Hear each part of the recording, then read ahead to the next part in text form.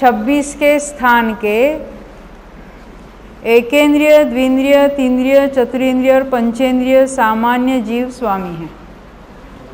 अभी हम टेबल देखते हैं।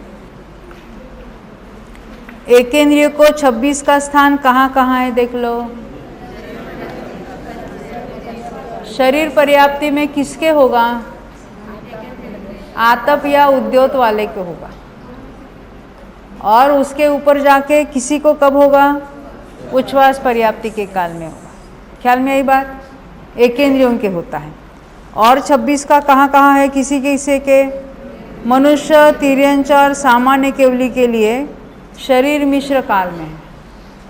तो सामान्य केवली को भी शरीर मिश्र काल होता है क्या?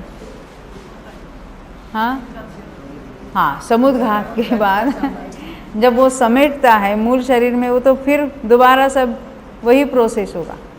शरीर मिश्र काल होगा, शरीर पर्याप्ति का, उनके भी पर्याप्ति वगैरह हो जाती है, फिर वापस लौटकर ऐसे सभी वैसे काल होंगे उनके। तो ये हमने 26 का देख लिया है।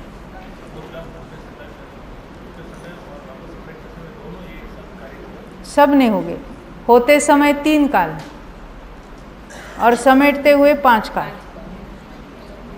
ये कल हम बात पढ़ी थी ना हमने, हाँ, सुबह में, दोपहर में पढ़ी थी। देखो यहाँ हमने 565 पेज पर देखा था। ये निकालो 586 नंबर की गाथा। समुद्घात केवली में मिला कारमाण, औदारिक मिश्र, औदारिक शरीर पर्याप्ति, श्वासोच्छ्वास पर्याप्ति, भाषा पर्याप्ति, ऐसे 5 काल अनुक्रम से होते हैं। वो कब होते हैं? समेटते समय होते हैं।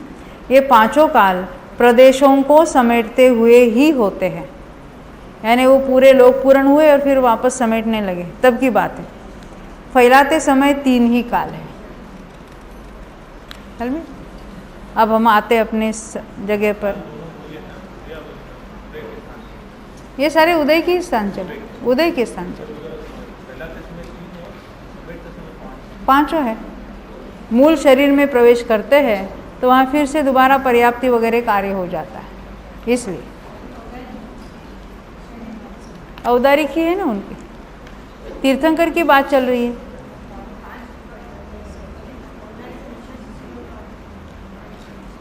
पहले तो जब उनका कारमान काल था, फिर मिश्र काल हुआ। कब हुआ मिश्र काल? देखो, लोक पूर्ण और प्रतर अवस्था में कारमान काल था। जब कपाट में आ गए तो शरीर मिश्र काल, जब दंड में आए तो शरीर पर्याप्ति काल, मूल शरीर में आए तो बाकी और 2, उच्छ्वास पर्याप्ति और भाषा पर्याप्ति वाले। उनके भी सभी, उनका एक एक समय में होता है। पहले हमने जो देखा था विग्रह गति से आता है तो अंतर्मूर्त अंतर्मूर्त में होते हैं। इनके एक एक समय में हो जाता है। हाँ,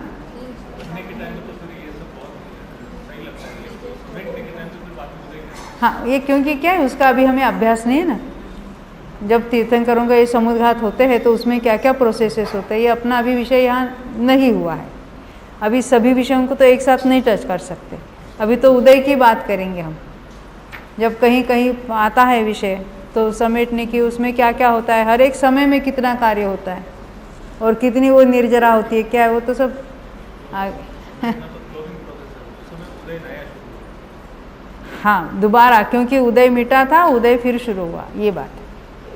कारमान काल में 20 ही का उदय था, वो उदय कम हुआ था वहाँ पर, फिर वापस वो उदय चालू हुआ।